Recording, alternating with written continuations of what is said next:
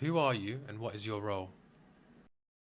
My name's Youness Abidou. I'm co-founder and CEO at Nesta. I've been working on growing Nesta for the last 6 years. Launched in 2018, secured our FCA license in 2021, launched to the public in January 2022.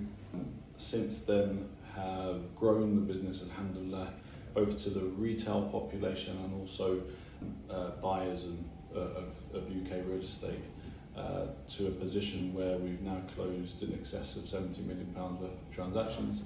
My background is I'm a boring accountant. I say this all the time, right? But I'm a boring accountant. I'm ex-Ernst & Young, Right. and I came out of there and moved into investment banking, mainly real estate. I did a few stints at a few real estate lending Islamic institutions, so Islamic banks, which I think we'll probably touch on today. And it's off the back of that experience and my past and also my connection into the community that Nesta came to life. You prioritize building a strong product over marketing. How does this shape customer perception of Sharia compliant offerings? The marketing angle for us has been quite an important one. It was actually one of the first questions that we raised. I say we, myself and my co-founder Mohammed Parcher, who's a very senior law firm in a very reputable practice. And the question that we came to was that the majority of Islamic banks that are actually approaching UK customers that are Muslims or approaching the Muslim community have done so using the halal badge and used that in a way to deflect away from what is effectively quite a poor quality product in the past. And so the Muslim community have felt that in order to access Islamic finance, they've had to step down from their expectations of quality and accept an inferior product because it's halal. So what we decided very, very early on is to focus more on the quality of our product, the quality of the service, and allow the Muslim population to see that.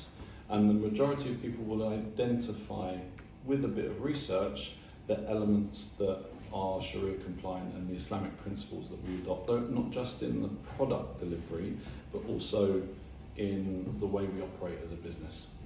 Nesta avoids explicit halal branding. What's the thought process behind this? The agnostic element is extremely difficult, right? So if you look at the business that we're operating in from a real estate finance perspective, excluding the Sharia compliant element, we have maybe 160 to 200 competitors in terms of specialist lenders in the marketplace. So what is our direct USP? Our direct USP that is marketable is the fact that we're Sharia compliant. And in that aspect, we are of a handful. And in respect of the investment side, we are the only one that does what we're doing. But the decision to remain agnostic was one that we thought was extremely powerful. Now, it slows down the ability for Nesta to grow because we're not using our USP. But what our focus wanted to be was to deliver a product that was sustainable and also in a way marketable to the non-Muslim population without it having to carry the badge of Sharia compliance. So the Muslim population that will access Nesta will identify through the language that we use, through the FAQs, that Nesta is Sharia compliant, and we've got fatwas on the platform. And those that are non-Muslims that come to Nesta will not see too heavily the fact that this is too dissimilar, that Nesta's product is too dissimilar from what they will see from any other product. And so fundamentally it goes back to the point of delivering on quality as opposed to using Islam or faith to twist people's arm to take our product. Is the potential of the Muslim pound being fully realised, or is its value being overlooked in the wider market? Completely overlooked.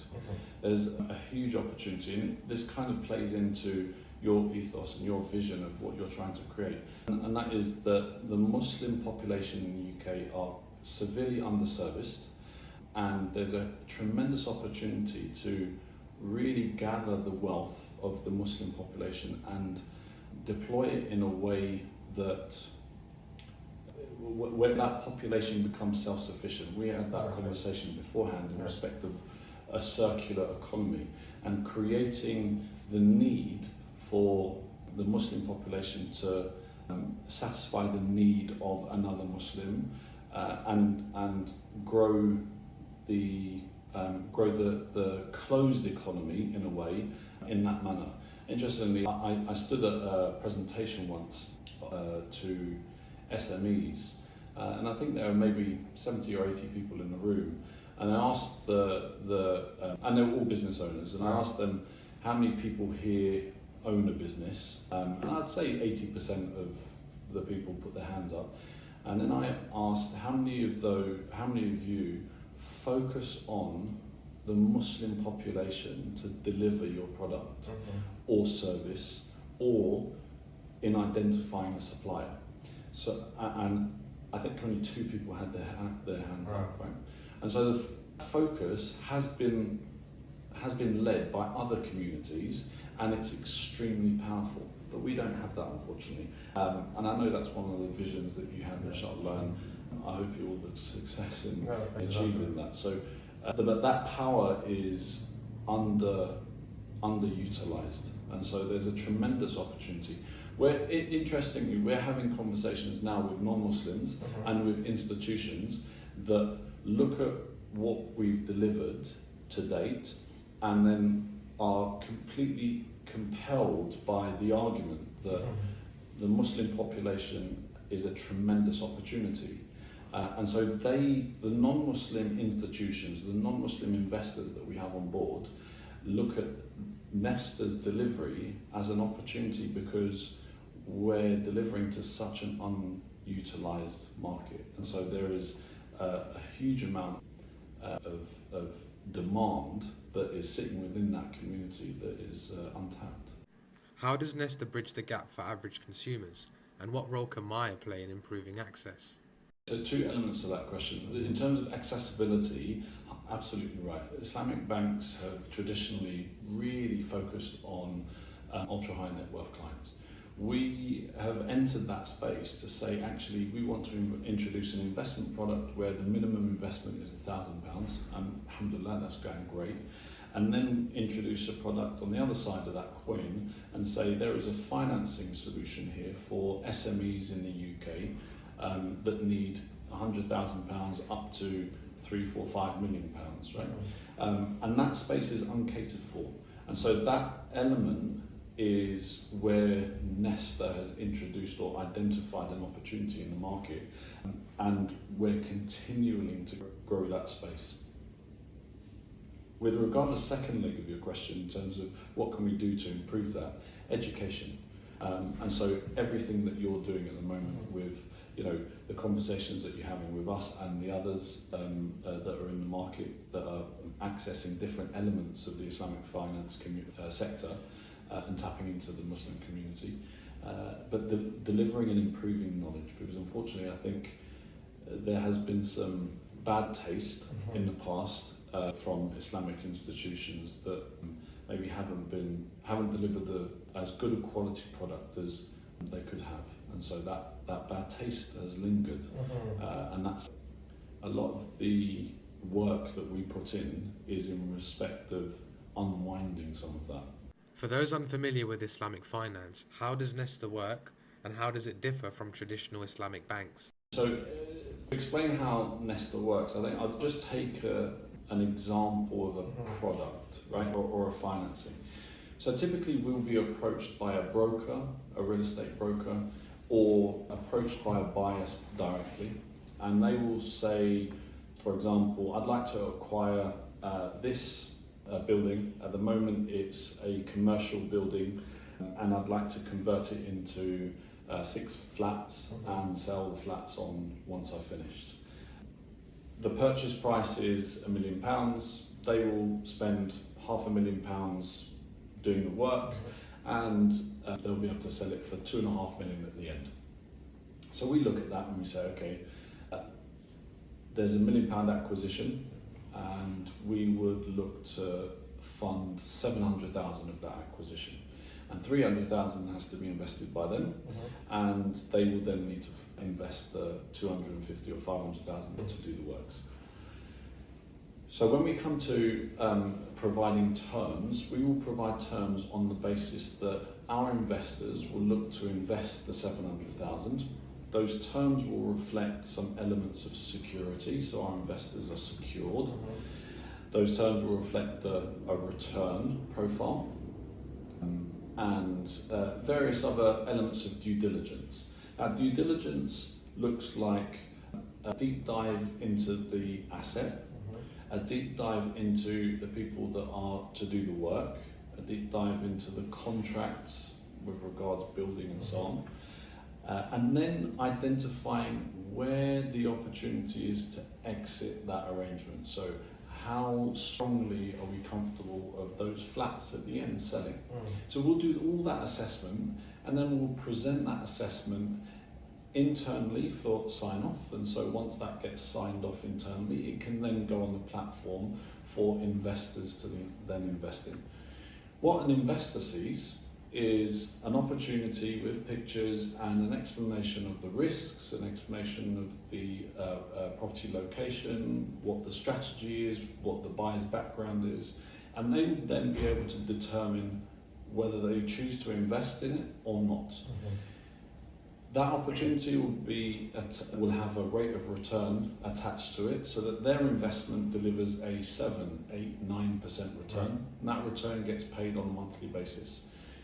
The buyer of the property, who receives that £700,000 financing, will pay a return.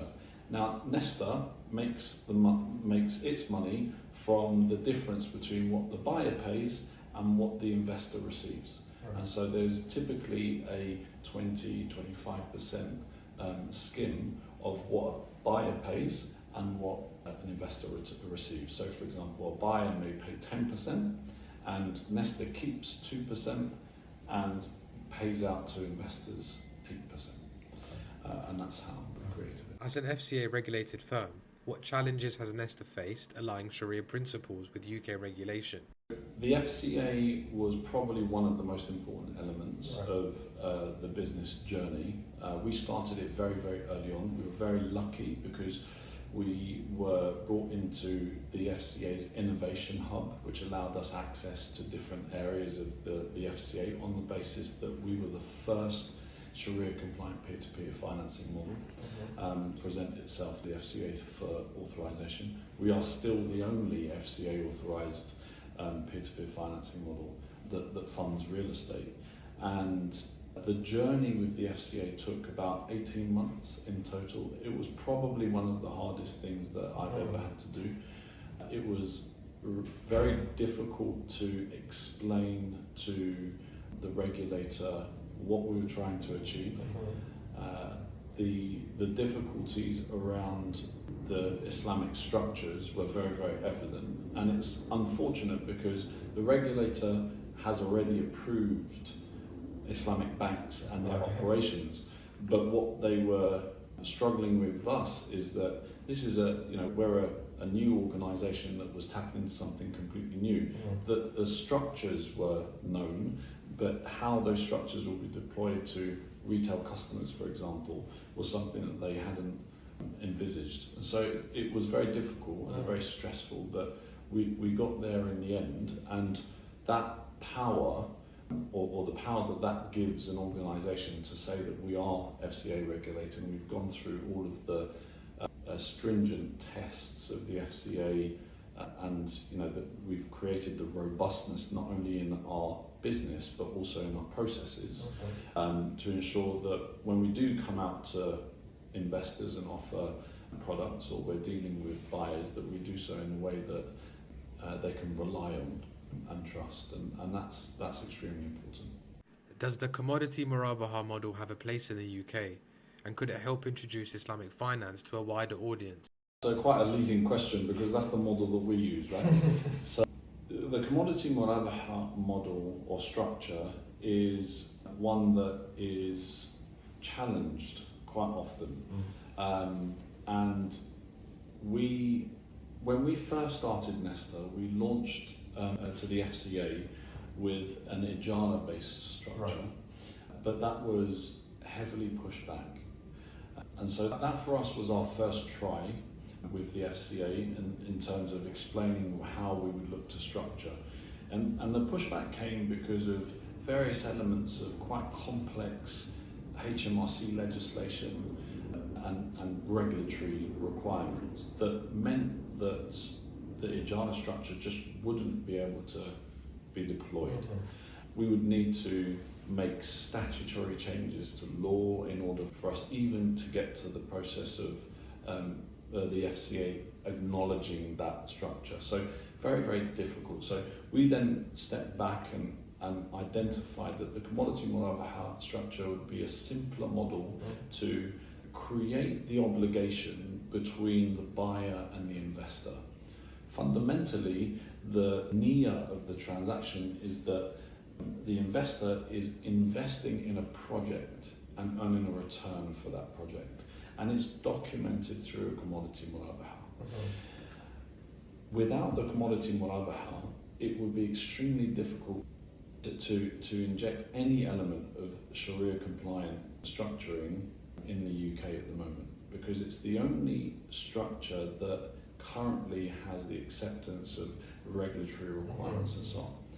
We're currently at Nesta working on an Ijara model, and we've continued to try, and we're very close to launching a new product, and this might be, depending on when this goes out, this might be a precursor to that Ijara stroke demolition Musharaka structure is very, very innovative, but it's designed to, inshallah, just open the door to more options. And I think the biggest challenge that Islamic finance has in the UK is the fact that we are not only looking at introducing, if you're operating within the sector, as a business, we're not only challenged by the Sharia compliant requirement, but we're also challenged and restricted by the regulatory framework, the tax framework, and so on. And on top of all of that, you have customers, you're dealing with customers, the Muslim population, that are forever comparing themselves to Mr. Jones and Jane next door, right? And so that comparison is very difficult. And so when you bring all of that together, trying to navigate through some of those difficulties can be quite difficult. So yes, commodity murabaha is a product that is used in the UK, is quite widely used within Islamic finance. We should continue to try to innovate and improve. For us, we're a very young business, and we were able to change the UK statute, UK laws, twice in 2 years to facilitate and improve the UK characteristics around how it will be treated under UK tax law. And there's no other there's no other institution that benefits from that change in law except for Nesta. And so a very, very small business that as effective, is it still embryonic, right? When these changes were done, alhamdulillah, now we're growing. But back then we were still very embryonic as a business, and yet we were achieving statutory changes in UK law. And I think that is where we should be looking at the UK and say, well, you know, the UK is supportive of these changes. We just need to have a bigger voice. And to have a bigger voice means have people that are supporting, whether it be customers or shareholders or other stakeholders. But that support is what's needed. What are your long-term goals for Nesta, and do you see international growth opportunities? So Nesta absolutely will grow internationally, and it will grow with respect to product delivery. At the moment, we are a business that provides real estate finance and have created a single investment product. That is only our first step in the journey that Nesta will take.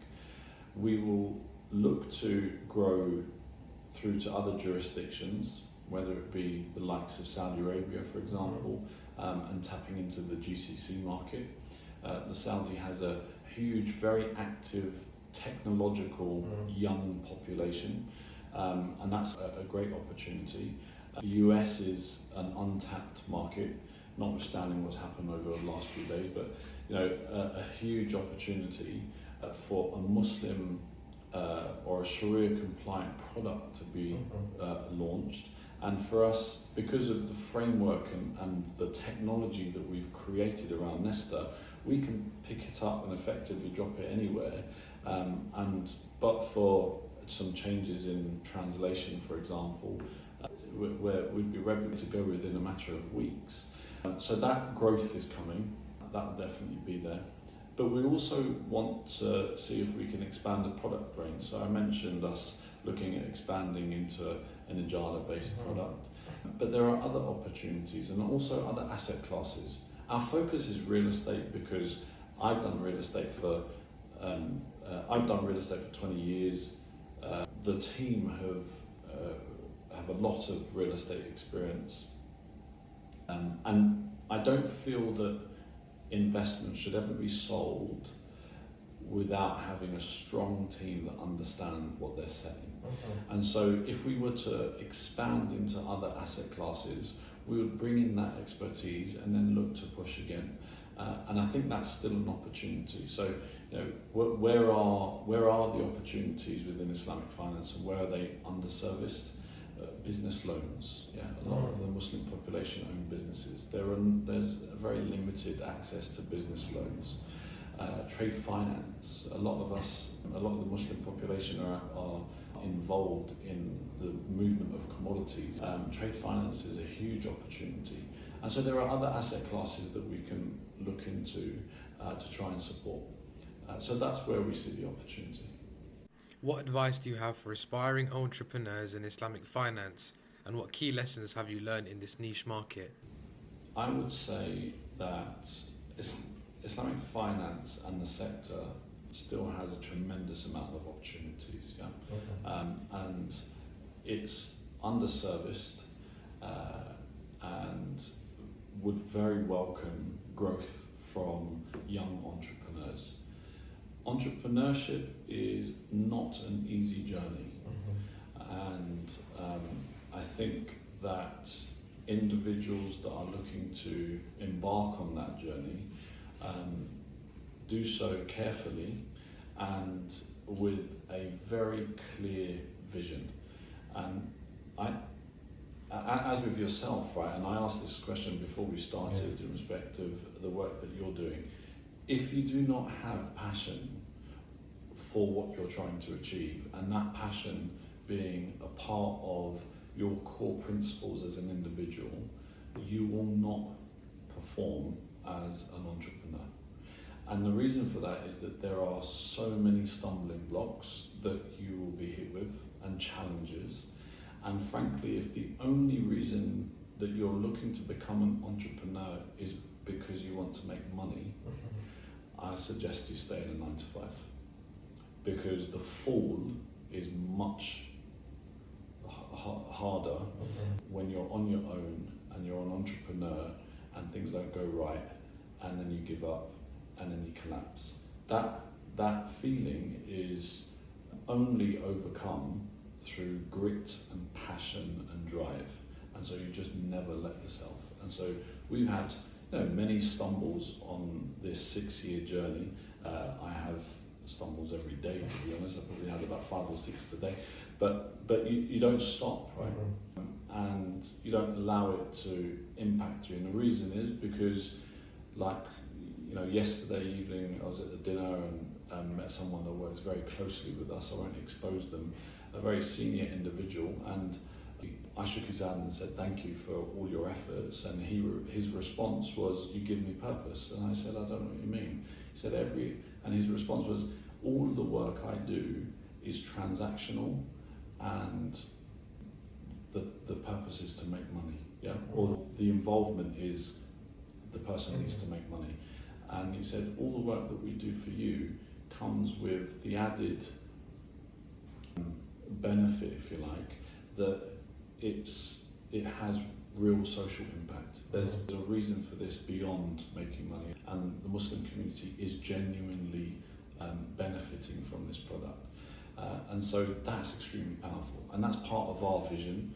We lead a business that focuses on empowerment. We've had employees that have come into the business, learned, taken their experience and then moved on to develop their own businesses and are thriving and have used the experiences they've got through Nesta. And things like that is what really gives us, the boost, because what we're trying to achieve is the empowerment of the Muslim community. And whether that happens with an individual that happens to work here, or with the thousands of customers that we've now got that are investing and finally finding somewhere to put all all their £50 notes that they've got hidden under the mattress, and that's a reality, and that's our reason. So coming back to your question, entrepreneurship requires severe passion for a vision that is rooted in principle, and that's the advice I'd give.